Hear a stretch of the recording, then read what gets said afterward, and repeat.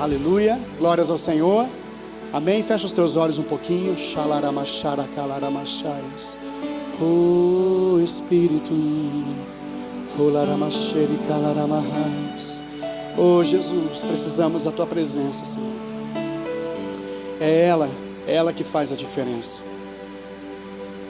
Não sou eu aqui pregando, Senhor, mas é o Senhor que faz a diferença. Por isso, nesta noite, em nome do Senhor Jesus, corações angustiados nesta noite vão se transformar em corações alegres e seguros. Oh, Shekalaramachaias, seguros, porque a segurança deles não são eles, mas a segurança é o Senhor. E nesta noite nós profetizamos aqui, Senhor, a alegria do Senhor sobre a tua igreja, o fluir do teu Espírito, manifestar de línguas, manifestar de dons proféticos, oh, a manifestação de cânticos espontâneos, oh, Shekalaramachaias, o teu Espírito fluindo aqui nesta noite. E se porventura alguém enfermo em nosso meio, em nome de Jesus, mandamos embora agora toda a doença. Vai embora em nome de Jesus. Deixa esses corpos em nome de Jesus. São corpos, moradas do Senhor, e a enfermidade vai embora em nome de Jesus. Nós declaramos nesta noite, Senhor. Aleluia, aleluia. Nós queremos abrir a nossa Bíblia, querido, 1 Samuel capítulo 3, amém? Versículo 10 a 14. Aleluia.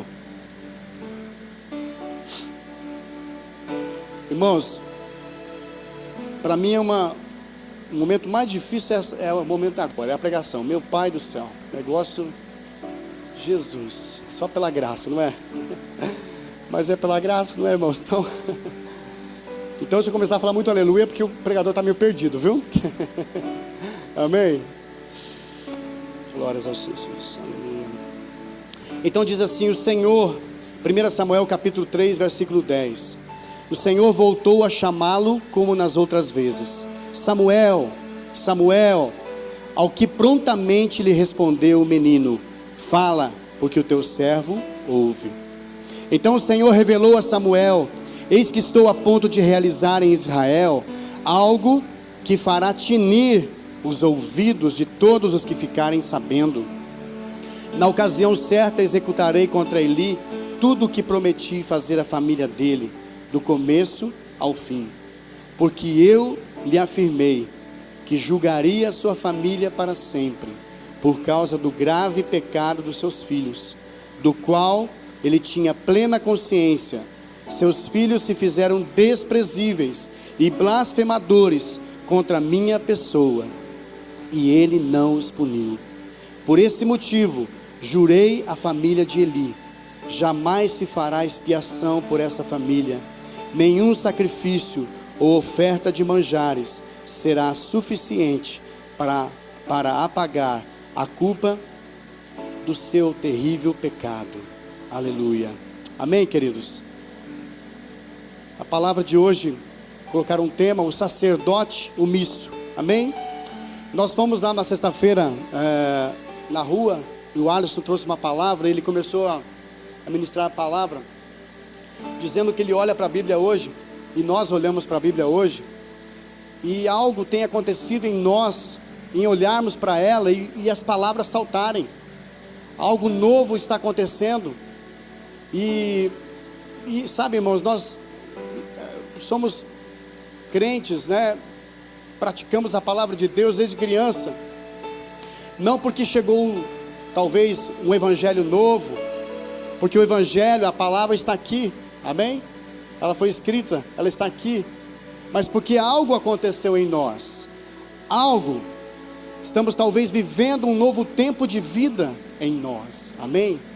E sabe, queridos, quando nós estamos vivendo algo novo para a nossa vida, algo novo, vamos falar agora da nossa vida em geral, na nossa profissão, na nossa família, e esse algo novo traz uma surpresa agradável, ele nos surpreende. você não quer mais voltar àquilo que era velho. É ou não é verdade?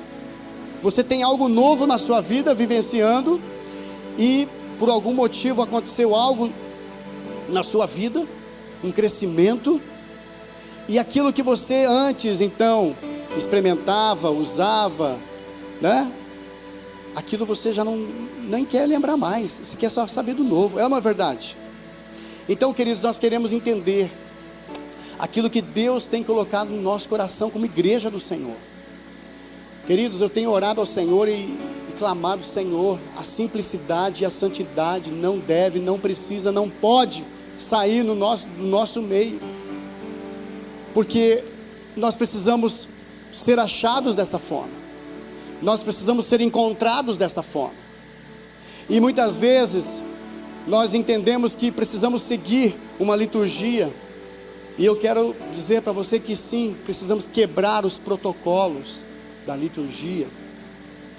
Na verdade, quando nós encontramos uma melhoria na nossa vida, um crescimento, um renovo de Deus em nós, nós não queremos mais voltar do jeito que estávamos antes, mas queremos, ao contrário, sempre estar firmes, transbordando na sua presença.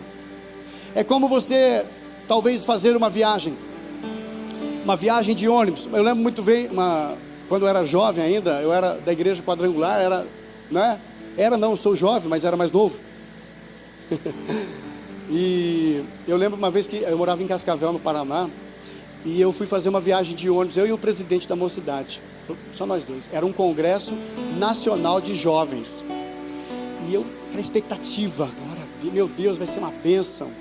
E nós pegamos aquele ônibus da Itapemirim, se eu não me engano, irmãos, acho que foram umas 28 horas de ônibus até Brasília. Eu vibrava cada hora: oh, glória a Deus, aleluia, não é? Sabe aquele primeiro impacto de fazer uma viagem, eu novinho de tudo, não é? Cheguei em Brasília, tirei foto da rodoviária, aquela coisa, né? E foi tão especial. Mas chega um momento que talvez Deus permite te dar uma passagem aérea para você pegar um voo lá de Cascavel mesmo e vai a Brasília. E você demora ali 2 horas de voo, 1h30, sei lá quanto tempo, não é? E aí eu te pergunto, você quer voltar a pegar o Itapemirim bonitão e andar 25 horas, 26 horas? Depois que você tomou o avião? Não, né? Não, né? Difícil, não é? Porque você já experimentou o que era melhor. Você conheceu um caminho melhor. É ou não é verdade? Então é exatamente isso, né? Temos talvez uma promoção no nosso trabalho.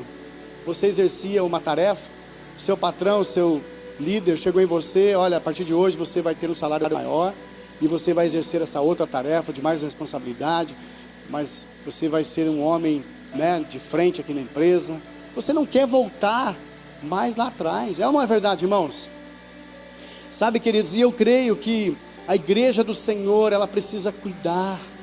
E eu estou falando da igreja de Cristo, não a igreja aqui, mas a igreja do Senhor. Ela precisa cuidar para que ela não venha cair em um sistema, num modelo. Esse modelo é o que dá certo, esse é o sistema que a coisa acontece, então vamos por ele. Eu creio que o Senhor tem uma visão para cada igreja aqui na terra, nessa cidade, amém, irmãos?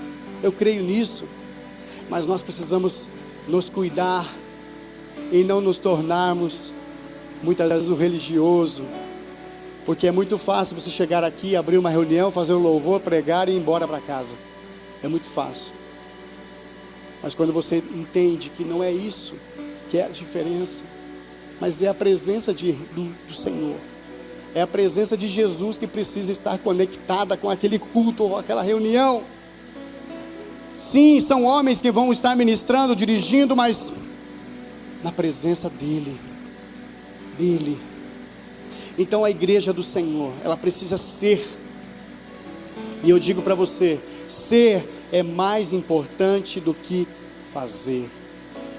Então seja, é melhor você ser do que você está fazendo. Não faça por obrigação, seja, tome posse, vista a camisa por amor. Não faça por obrigação. Se você está inserido nisso, jejue sim, ore sim às 2 da manhã, mas não porque você tem que fazer. Não, porque eu faço parte disso. Eu quero a história dessa cidade mudada. Eu quero, sabe, queridos, uma nova mudança na vida dessa cidade. Então, queridos, eu penso que talvez ele tivesse os seus pequenos começos. Talvez ele fosse um homem de Deus, e ele foi. Era um sacerdote, era o juiz de Israel, vivia diretamente do serviço sacerdotal. Amém? Ele foi um homem de sucesso no trabalho, mas uma tragédia dentro da sua casa. E eu quero dizer para você nessa noite, que o primeiro chamado meu e seu é dentro da minha casa, dentro da sua casa. Precisamos ser pastores dentro da nossa casa. Nós não podemos nos preocupar com as coisas lá de fora, se dentro da minha casa ainda não existe a restauração e aquilo que Deus sonha em ser. E esse homem não tinha o controle do Senhor sobre a sua casa. Ele sim foi um guerreiro ao seu povo espiritual, mas foi negligente nas principais ovelhas que eram a sua casa, os seus filhos. Amém, queridos? E sabe, queridos, ele foi então omisso com quem jamais poderia ser. Amém? E o que é omissão? Omitir, né? Eu fui ao dicionário, é bem simples: deixar de dizer ou fazer alguma coisa, não mencionar, passar em silêncio. E nós podemos dizer que Eli exatamente tomou essa posição de omissão. Irmãos, vocês sabiam que nós não daremos conta diante de Deus, não apenas por aquilo que fazemos, mas também por aquilo que deixamos de fazer. Presta atenção nessa frase. Não daremos conta diante de Deus, não por aquilo que fazemos somente, mas também por aquilo que deixamos de fazer. O que nós temos deixado de fazer como igreja do Senhor? Como pai, como esposa, como mãe, como marido, como sacerdote da minha casa, como funcionário. O que eu tenho deixado de fazer? Sabia que nós vamos prestar conta disso? É a palavra de Mateus 25, os talentos. Nós vamos prestar conta disso. Amém? Olha o que diz em Tiago 4,17. Portanto, pensem nisto: quem sabe que deve fazer o bem e não o faz, comete pecado. Quem sabe que deve fazer o bem e não o faz, comete pecado. Eli estava pecando. Eli estava contra os princípios de Deus, porque ele não exerceu o principal papel dele. Então é exatamente um texto, esse texto de Tiago, ele fala exatamente sobre omissão. Quando sabemos fazer e não sabemos, e não fazemos. Sabe, queridos, olha só o que diz, o Silvio leu 25, Mateus 25, mas eu quero ler alguns versículos aqui, que é a parábola dos talentos, né? Sobre aquele que enterrou o seu talento, mas o que tinha recebido um talento saiu. Mateus 25, 18, 24 e 26. Cavou um buraco no chão e escondeu o dinheiro do seu senhor. Por fim veio o que tinha recebido um talento e disse: eu sabia que o Senhor é um homem severo, que colhe onde não plantou e junta onde não semeou. Por isso tive medo, saí e escondi o seu talento no chão. Veja, aqui está o que pertence ao Senhor. Então o Senhor respondeu: servo mau e negligente. Eli era um servo mau e negligente. Você sabia que eu colho onde não plantei e junto onde não semeei? Então esse servo, de uma certa forma, ele omitiu aquilo que Deus depositava nas suas mãos. Amém, queridos? O seu talento. Ele sabia o que poderia fazer, mas não fez. Negligente, servo mau.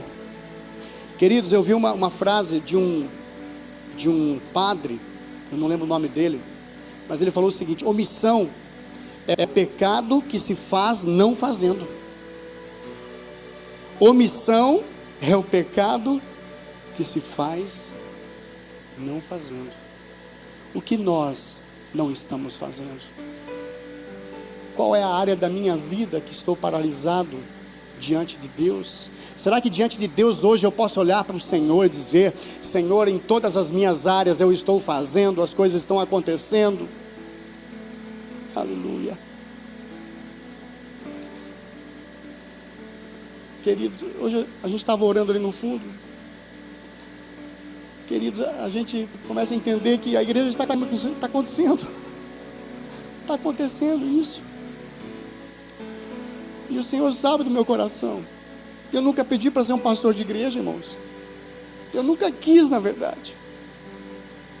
Mas está acontecendo. E não tem mais como voltar atrás. Não tem mais como retroceder.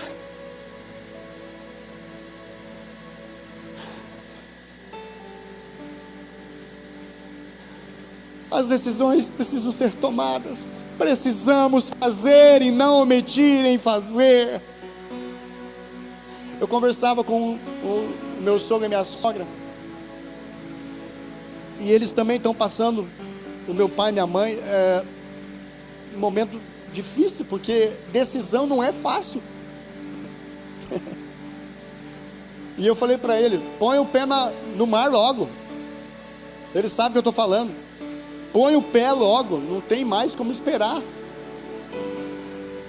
Querido, chega de ficar omisso naquilo que Deus tem falado com você. Chega de ficar talvez paralisado em dúvidas ou inseguranças humanas, terrenas. Olhemos em primeiro lugar para a conta do nosso banco, que temos ou não temos. E o Senhor disse: se eu estou falando com você, faça, confia em mim, faça. Então, queridos, nós precisamos ser exemplos em nosso cotidiano. Nós precisamos. E nós estamos envolvidos em família, estamos envolvidos no trabalho, estamos envolvidos nas nossas finanças, enfim, nas nossas decisões, no meu julgar, no meu tempo com Deus. Nós precisamos sim decidir. Nós precisamos. Sabe, queridos, e essa história conta que parte das ofertas trazidas ao templo, os filhos desse homem, de Eli, vinham provisões para os sacerdotes. E entretanto os filhos de Eli, que eram Ofni e Finéias, eles eram espertinhos, porque eles tomavam para si aquilo que era melhor, sabia? Então, antes mesmo de ofertar a Deus, eles já separaram o melhor para a vida, para eles, amém? Então, e além disso, esses meninos, eles estavam induzindo pessoas que iam cultuar o nome do Senhor à prostituição, mulheres à prostituição. Sabiam disso? Se você ler a história e estudá-la, é exatamente isso. Então esses meninos, eles estavam abomináveis diante do Senhor. E o pai sabia de tudo isso. Sabia disso? O pai sabia de tudo aquilo. Então nós tínhamos ali um pai que estava a par de tudo o que estava acontecendo. E era assim da competência dele de assumir toda a responsabilidade. Amém, queridos? De assumir uma responsabilidade de disciplinar os seus filhos e assegurar ordem e obediência a Siló. Mas ele foi omisso. Olha o que diz em Oséias. Abre comigo em Oséias, capítulo 4, versículo 6, de 6 a 9. Olha o que o profeta falou aqui, irmãos. Eis que o meu povo, Oséias capítulo 4, versículo de 6 a 9. Eis que o meu povo está sendo arruinado porque lhe falta conhecimento da palavra. Normalmente nós lemos esse primeiro versículo e paramos aqui. É uma verdade, não é? Falta conhecimento da palavra, por isso estão arruinados. Porquanto fostes negligentes do ensino, eu também vos rejeitarei, a fim de que não mais sejais sacerdotes diante de mim. Visto que vos esquecestes da Torá, lei do teu Elohim, Deus, eis que também ignorarei vossos filhos. Ora, quanto mais olha, presta atenção, quanto mais se multiplicou o número de sacerdotes, mais eles pecaram contra a minha pessoa. Eles trocaram a glória que lhe pertencia por algo que só lhe traz vergonha e humilhação. E olha o versículo 8. Eles se alimentaram dos pecados do seu povo e intimamente desejam que eles praticam o mal, e cada vez mais. Sendo assim, repreenderei severamente tanto o povo quanto o sacerdote por causa dos caminhos que preferiram, e lhes retribuirei de acordo com todas as suas atitudes. Quando nós olhamos para esse texto, Oséias mostra que os sacerdotes eram interessados no pecado do povo. Por quê? Quanto mais o povo pecava, mais sacrifícios haveriam. Sacrifícios havendo, mais os sacerdotes ganhavam. Vocês entenderam o versículo 8? Eles se alimentavam dos pecados do meu povo e intimamente, a intimidade do povo, o pecado do povo. Consegue entender? Ler isso, irmãos? Intimamente desejam que eles praticam o mal, e cada vez mais. Então havia uma corrupção entre esses meninos, esses filhos. Quanto maior o número de pecado, maior o lucro do sacerdote. Meu Deus, é muito forte. Queridos, o pecado se tornou uma fonte de lucros para aqueles sacerdotes. Consegue entender, irmãos? É muito forte isso, irmãos. Se a gente olhar para a igreja hoje brasileira, essa semana eu vi um vídeo muito triste de um irmão ficar falando que tem isso, e que tem aquilo, e que tem aquilo outro, e vidas estão morrendo aí fora. Ontem nós fomos pegar um filme na locadora com as crianças, e o rapaz veio até mim pedir um dinheiro. Eu não dava dinheiro, hoje eu estou dando. Hoje eu estou dando dinheiro. O nome dele era Antônio Carlos, né? Eu falei: Antônio Carlos, você conhece Jesus, meu irmão? Hã? Luiz Carlos, né? Eu falei: eu conheço, eu era 8 anos da Igreja Assembleia de Deus. Eu vou falar que é 100% já, viu, Silvio? Porque não tem jeito. Todos conhecem Jesus. Todos eram de uma igreja. Eu falei: irmão, é craque, né? Eu falei: é craque. Tá morando na rua, né? Tô. Minha família não me quer mais. Eu não consigo mais me libertar disso. Queridos, a igreja precisa gemer por isso, meu Deus. A igreja precisa chorar por isso. As pessoas estão morrendo e indo para o inferno, irmãos. Muitas vezes nós estamos aproveitando o pecado do povo para tornar uma fonte de renda, de lucro. Chicalaramachaias, é forte demais. Mas é exatamente isso que acontecia. Quanto mais sacrifícios, mais ofertas, mais eles iam ganhando. E nós tínhamos ali um homem que estava com a sua mente cauterizada. Um homem que estava no templo fazendo a obra de Deus, mas longe de Deus. Ele não estava ali com o coração em Deus. E eu vou falar a você: ser mais importante do que fazer. Amém? Então, queridos, há algo mais perigoso que este. E eu digo para vocês, para nós aqui nessa noite, que é nos acostumar. Nós precisamos viver o novo de Deus. Novo de Deus, todas as reuniões, todos os dias, um renovo, algo novo de Deus para nossas vidas.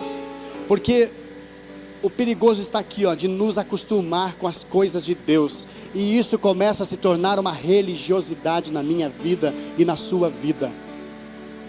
Amém? Sabe, queridos, olha, vamos ler ali em Samuel, capítulo 4, 3 e 4. Olha o que diz ali, Quando os soldados voltaram ao acampamento, as autoridades de Israel perguntaram: por que o Senhor deixou que os filisteus nos derrotassem? E acrescentaram: vamos a Siló buscar a arca da aliança, para que ele vá conosco e nos salve das mãos dos nossos inimigos. Aleluia! Achamos a nossa salvação, porque até ali os filisteus se combateram com o povo de Israel e morreram ali 3.000 homens, se não me engano, ou 4.000 homens. E o povo começou a ficar preocupado. Mas nós achamos a segurança, nós vamos até Siló, vamos buscar a arca da aliança, e com a arca da aliança ninguém vai nos derrotar. Olha só, queridos. Então mandaram trazer de Siló a arca da aliança do Senhor dos exércitos, que tem o seu trono entre os querubins. E os 2 filhos de Eli, Ofni e Finéias, acompanharam a arca da aliança. Aleluia. Queridos, sabe o que acontece aqui? Esses homens, essas pessoas perdidas sem um líder, talvez um líder omisso, usaram a arca da aliança como um talismã, talvez como uma moeda, talvez como um símbolo que eu tendo isso, então eu vou conseguir, eu vou chegar lá. E muitas vezes nós entendemos que nós temos um santinho, ou temos uma água, ou temos a Bíblia aberta no Salmo 91, nós vamos conseguir, nós vamos vencer. E é exatamente isso. O povo de Israel contava com isso, a arca da aliança como um talismã. Mas sabe o que aconteceu? Mais uma vez o povo perdeu. E aí não eram mais 4.000 homens, eram 30.000 homens. 30.000 homens usando a arca da aliança, o talismã. Mas por que não aconteceu? Porque eles já estavam longe de Deus há muito tempo. Amém, queridos? Então nós precisamos entender onde está a arca da aliança em nossas vidas, onde está a presença de Deus na nossa vida. Amém? Olha o que fala no capítulo 4, 15. Eli tinha 98 anos de idade, e seus olhos estavam imóveis, ele já não conseguia enxergar. O homem lhe disse: acabei de chegar da linha de batalha, fugi de lá mesmo. Então Eli perguntou: o que aconteceu, meu filho? O mensageiro respondeu: Israel fugiu dos filisteus, e houve uma grande matança entre os soldados. Também os seus 2 filhos, Ofni e Finéias, estão mortos, e a arca de Deus foi tomada. Quando ele mencionou a arca de Deus, Eli caiu da cadeira para trás, ao lado do portão, quebrou o pescoço e morreu, pois era velho e pesado. Eli liderou Israel durante 40 anos. O último versículo 22 fala: a glória de Deus se foi de Israel, pois a arca de Deus foi tomada. O último versículo fala: eles perderam o principal, a presença de Deus, a dependência de Deus, a rendição de estar em Deus. A arca da aliança foi tomada das mãos do povo de Deus. O que tem tirado a presença do Senhor das nossas vidas? O que tem angustiado? Talvez, querido, você lê a palavra, você busca o Senhor, mas acontece circunstância na sua vida, na minha vida, que te tira do foco. Você está firme em Deus, lendo a palavra, buscando, mas situações ocorrem no meio do caminho e te tiram do foco, faz você perder e olhar para o lado. Talvez o teu temperamento forte, muitas vezes não de estar na dependência, te tira do foco. Queridos, eu li essa semana, o pastor Ademar de Campos publicou sobre um homem, um avivalista, chamado Evans Roberts. Alguém já ouviu falar desse homem? Esse homem, ele era um avivalista em País de Gales, em 1890 a 1904. Esse homem plantou a semente do evangelho naquele país. Ele revolucionou aquele país. Ele ensinava o povo sobre o que era um avivamento. como que ia acontecer um avivamento. E sabe, irmãos, o testemunho desse homem, ele fala que muitas casas de prostituição fecharam, muitas casas de jogos fecharam, viciados aceitavam Jesus, milhares de vidas aceitaram Jesus, se eu não me engano mais de 100 mil pessoas. Então foi um avivamento naquele lugar, naquele país de Gales. Se você entrar, você vai ver quem é esse homem. Sabe, queridos, nós temos convicção que nós nascemos para um novo tempo nas nossas vidas, para um novo tempo na vida dessa cidade. Mas nós precisamos nos posicionar e sair da omissão, sair do cristão misterioso, do cristão que não aparece, e dar a cara para aquele que não conhece Jesus.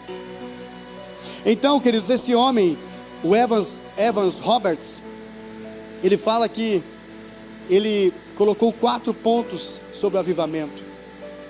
Primeiro ponto, a confissão aberta de qualquer pecado não confessado. Primeira coisa, precisamos ter a nossa vida aberta para o Senhor. Ele conhece o teu coração, Ele conhece a minha vida, então não precisa esconder dele. Talvez você esconda do seu pai, da sua esposa, do seu marido, do seu pastor, do seu líder espiritual, mas dele você não esconde. E enquanto você não abrir a sua vida a Ele, para Ele, e deixar que Ele venha com a sua misericórdia sobre você, o avivamento não vai chegar em você. Então nós precisamos nos abrir ao Senhor e deixar que os nossos pecados sejam sim confrontados, confessados. Precisamos sair da omissão, de estar guardando o pecado dentro de nós. Precisamos abrir a nossa vida. O segundo ponto que ele colocava, o abandono de qualquer ato duvidoso. Então, tudo aquilo que era dúvida, ele abandonava, ele deixava de lado. Ele ia buscar o Senhor, porque quem está com o Senhor, ele tem a certeza no que ele vai fazer. Quem está depositando toda a sua confiança no Senhor, ele tem certeza daquilo que Deus tem para ele. Por mais que para o mundo seja louco, por mais que para o mundo seja loucura, mas quando você tem a convicção certa em Deus, o mundo ainda vai te aplaudir pela tua decisão. Aleluia. Então nós precisamos abandonar os atos duvidosos. O terceiro ponto, a necessidade de obedecer prontamente tudo o que o Espírito Santo lhe ordenasse. Quando abandonamos o pecado, quando tiramos todo o ato de dúvida, então deixamos que o Espírito Santo nos dominasse, nos dirigisse.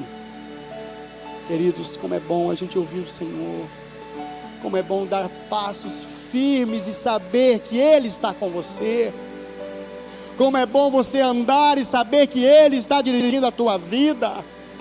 Como é seguro, como é seguro esse barco, que por mais que esteja em tempestade no meio do mar, mas Ele está com você, porque você tem deixado o Espírito Santo dirigir a tua vida. Aleluia. E o último ponto que colocou, a confissão aberta sobre Jesus. O que é isso? No seu rosto está estampado Jesus. Eu amo Jesus.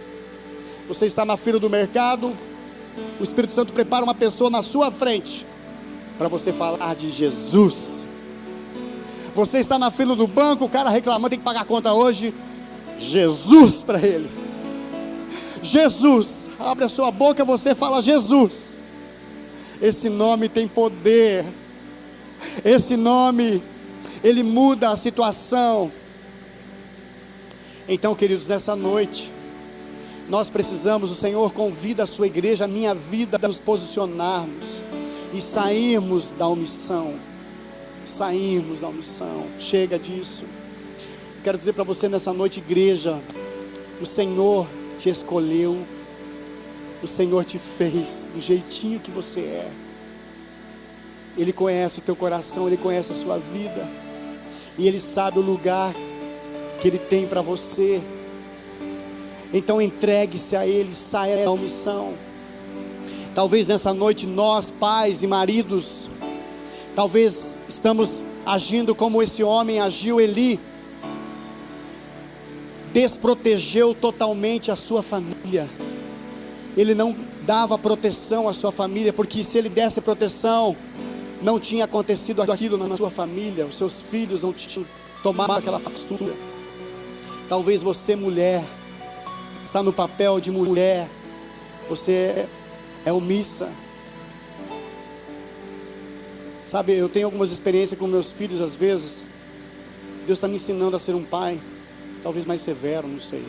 Talvez eu espero demais para tomar uma atitude. Eu fico meio bonzinho, sabe, paizinho, né? Na hora que pega na partida também, o negócio pega fogo, né, irmãos? Aí vai para o quarto.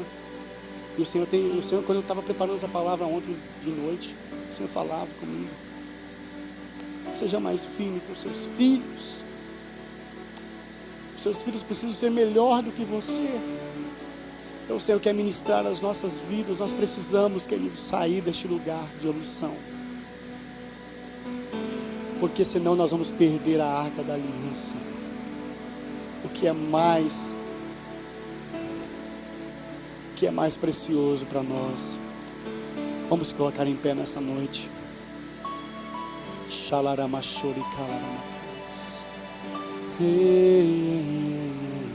Queridos, eu não vou forçar nada não, mas nós precisamos nos achar. Onde estamos? Onde estamos nessa noite? Qual lugar que ocupamos nessa noite? Onde Deus precisa, onde eu preciso, não Deus, onde eu preciso me abrir para que o Senhor venha e trabalhe em mim. Feche os teus olhos nessa noite. Eu não preciso ser reconhecido por ninguém. A minha glória é fazer com que conheçam a Ti, e que diminua eu. João Batista, essa palavra do Alisson, hein? Cresça, Senhor, mais e mais.